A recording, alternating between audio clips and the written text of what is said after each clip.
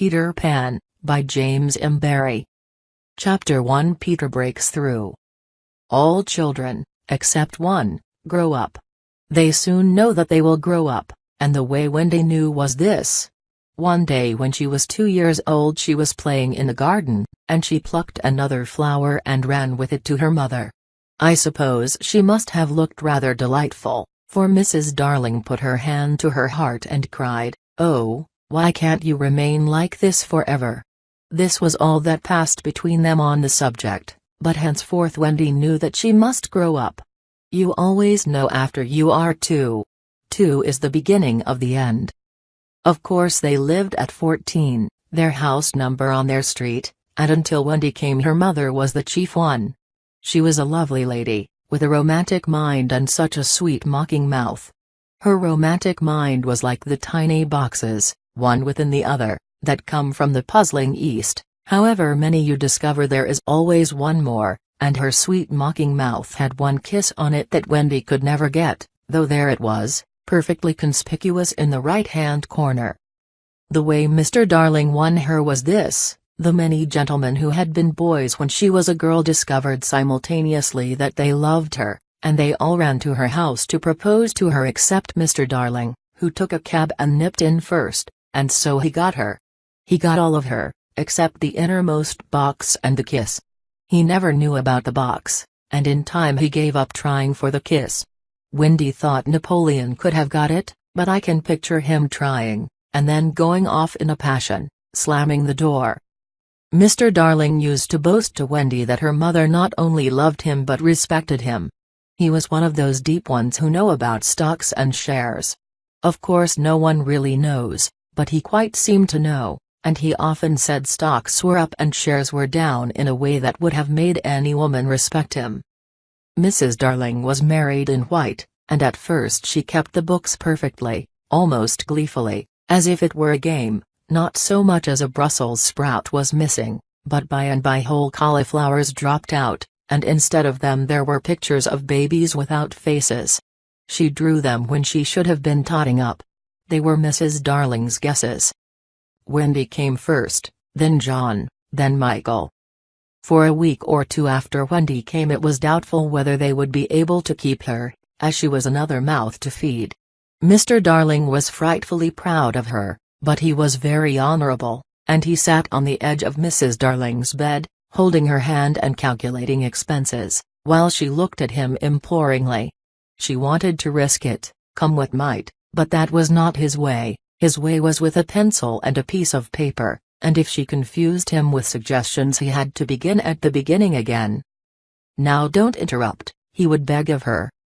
"I have £1.17 here, and 2 and 6 at the office. I can cut off my coffee at the office, say 10 shillings, making 2 9 and 6, with your 18 and 3 makes 3 9 7, with 5 not and my checkbook makes 8 9 7. Who is that moving ? 8 9 7, and carry 7 don't speak, my own and the pound you lent to that man who came to the door quiet, child and carry child there, you've done it ! Did I say 997?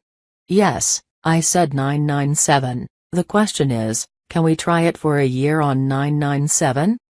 Of course we can, George, she cried. But she was prejudiced in Wendy's favor, and he was really the grander character of the two. "Remember Mumps," he warned her almost threateningly, and off he went again.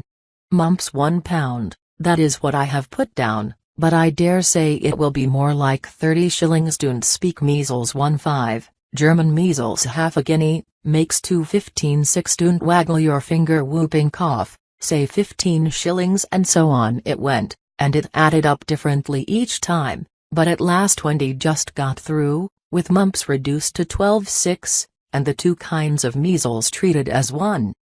There was the same excitement over John, and Michael had even a narrower squeak, but both were kept, and soon, you might have seen the three of them going in a row to Miss Folsom's kindergarten school, accompanied by their nurse. Mrs. Darling loved to have everything just so, and Mr. Darling had a passion for being exactly like his neighbors, so, of course, they had a nurse.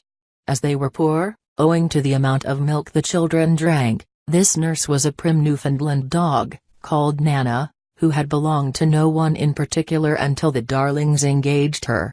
She had always thought children important, however, and the Darlings had become acquainted with her in Kensington Gardens, where she spent most of her spare time peeping into perambulators, and was much hated by careless nursemaids, whom she followed to their homes and complained of to their mistresses. She proved to be quite a treasure of a nurse. How thorough she was at bath time, and up at any moment of the night if one of her charges made the slightest cry. Of course her kennel was in the nursery. She had a genius for knowing when a cough is a thing to have no patience with and when it needs stocking around your throat. She believed to her last day in old-fashioned remedies like rhubarb leaf, and made sounds of contempt over all this newfangled talk about germs, and so on. It was a lesson in propriety to see her escorting the children to school, walking sedately by their side when they were well behaved, and butting them back into line if they strayed. On John's footer, in England soccer was called football, footer for short, days she never once forgot his sweater, and she usually carried an umbrella in her mouth in case of rain. There is a room in the basement of Miss Folsom's school where the nurses wait. They sat on forms, while Nana lay on the floor, but that was the only difference. They affected to ignore her as of an inferior social status to themselves, and she despised their light talk. She resented visits to the nursery from Mrs. Darling's friends, but if they did come she first whipped off Michael's pinafore and put him into the one with blue braiding, and smoothed out Wendy and made a dash at John's hair. No nursery could possibly have been conducted more correctly, and Mr. Darling knew it, yet he sometimes wondered uneasily whether the neighbors talked. He had his position in the city to consider. Nana also troubled him in another way. He had sometimes a feeling that she did not admire him. "I know she admires you tremendously, George," Mrs. Darling would assure him, and then she would sign to the children to be specially nice to father. Lovely dances followed, in which the only other servant, Liza, was sometimes allowed to join. Such a midget she looked in her long skirt and maid's cap, though she had sworn, when engaged, that she would never see 10 again. The gaiety of those romps! And gayest of all was Mrs. Darling, who would pirouette so wildly that all you could see of her was the kiss, and then if you had dashed at her you might have got it. There never was a simpler happier family until the coming of Peter Pan. Mrs. Darling first heard of Peter when she was tidying up her children's minds. It is the nightly custom of every good mother after her children are asleep to rummage in their minds and put things straight for next morning, repacking into their proper places the many articles that have wandered during the day. If you could keep awake, but of course you can't, you would see your own mother doing this, and you would find it very interesting to watch her. It is quite like tidying up drawers. You would see her on her knees, I expect, lingering humorously over some of your contents, wondering where on earth you had picked this thing up, making discoveries sweet and not so sweet, pressing this to her cheek as if it were as nice as a kitten, and hurriedly stowing that out of sight. When you wake in the morning, the naughtiness and evil passions with which you went to bed have been folded up small and placed at the bottom of your mind, and on the top, beautifully aired, are spread out your prettier thoughts, ready for you to put on. I don't know whether you have ever seen a map of a person's mind. Doctors sometimes draw maps of other parts of you, and your own map can become intensely interesting, but catch them trying to draw a map of a child's mind, which is not only confused, but keeps going round all the time.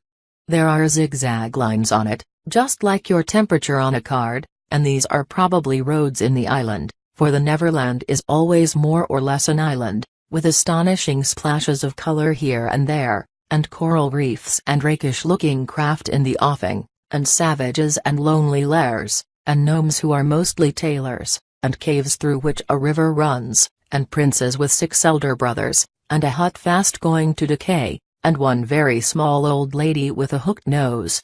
It would be an easy map if that were all, but there is also first day at school, religion, fathers, the round pond, needlework, murders, hangings, verbs that take the dative, chocolate pudding day, getting into braces, say 99, 3 pence for pulling out your tooth yourself, and so on, and either these are part of the island or they are another map showing through, and it is all rather confusing, especially as nothing will stand still. Of course the Neverlands vary a good deal. John's, for instance, had a lagoon with flamingos flying over it at which John was shooting, while Michael, who was very small, had a flamingo with lagoons flying over it. John lived in a boat turned upside down on the sands, Michael in a wigwam, Wendy in a house of leaves deftly sewn together. John had no friends, Michael had friends at night, Wendy had a pet wolf forsaken by its parents, but on the whole the Neverlands have a family resemblance, and if they stood still in a row you could say of them that they have each other's nose, and so forth. On these magic shores children at play are forever beaching their coracles, simple boat. We too have been there, we can still hear the sound of the surf, though we shall land no more. Of all delectable islands the Neverland is the snuggest and most compact, not large and sprawly, you know, with tedious distances between one adventure and another, but nicely crammed. When you play at it by day with the chairs and tablecloth, it is not in the least alarming, but in the 2 minutes before you go to sleep it becomes very real. That is why there are night lights. Occasionally in her travels through her children's minds Mrs. Darling found things she could not understand, and of these quite the most perplexing was the word Peter. She knew of no Peter, and yet he was here and there in John and Michael's minds, while Wendy's began to be scrawled all over with him. The name stood out in bolder letters than any of the other words, and as Mrs. Darling gazed she felt that it had an oddly cocky appearance. "Yes, he is rather cocky," Wendy admitted with regret. Her mother had been questioning her. "But who is he, my pet?" "He is Peter Pan, you know, Mother."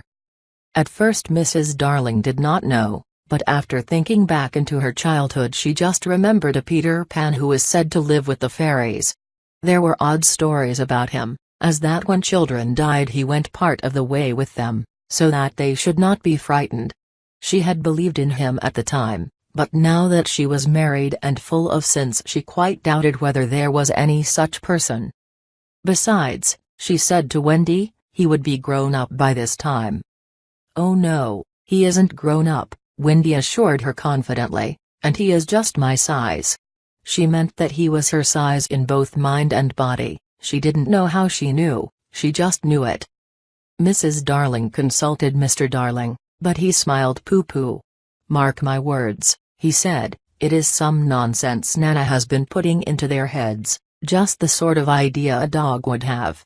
Leave it alone, and it will blow over." But it would not blow over, and soon the troublesome boy gave Mrs. Darling quite a shock. Children have the strangest adventures without being troubled by them. For instance, they may remember to mention, a week after the event happened, that when they were in the wood they had met their dead father and had a game with him. It was in this casual way that Wendy one morning made a disquieting revelation. Some leaves of a tree had been found on the nursery floor, which certainly were not there when the children went to bed, and Mrs. Darling was puzzling over them when Wendy said with a tolerant smile, "I do believe it is that Peter again." "Whatever do you mean, Wendy?" "It is so naughty of him not to wipe his feet," Wendy said, sighing. She was a tidy child. She explained in quite a matter-of-fact way that she thought Peter sometimes came to the nursery in the night and sat on the foot of her bed and played on his pipes to her. Unfortunately she never woke, so she didn't know how she knew, she just knew. "What nonsense you talk, precious. No one can get into the house without knocking." "I think he comes in by the window," she said. "My love, it is 3 floors up." "Were not the leaves at the foot of the window, Mother?" It was quite true, the leaves had been found very near the window. Mrs. Darling did not know what to think, for it all seemed so natural to Wendy that you could not dismiss it by saying she had been dreaming. "My child," the mother cried, "why did you not tell me of this before?" "I forgot," said Wendy lightly. She was in a hurry to get her breakfast. Oh, surely she must have been dreaming. But, on the other hand, There were the leaves. Mrs. Darling examined them very carefully. They were skeleton leaves, but she was sure they did not come from any tree that grew in England. She crawled about the floor, peering at it with a candle for marks of a strange foot. She rattled the poker up the chimney and tapped the walls. She let down a tape from the window to the pavement, and it was a sheer drop of 30 feet, without so much as a spout to climb up by. Certainly Wendy had been dreaming. But Wendy had not been dreaming, as the very next night showed, the night on which the extraordinary adventures of these children may be said to have begun. On the night we speak of, all the children were once more in bed. It happened to be Nana's evening off, and Mrs. Darling had bathed them and sung to them till one by one they had let go her hand and slid away into the land of sleep. All were looking so safe and cozy that she smiled at her fears now and sat down tranquilly by the fire to sew. It was something for Michael, who on his birthday was getting into shirts. The fire was warm, however,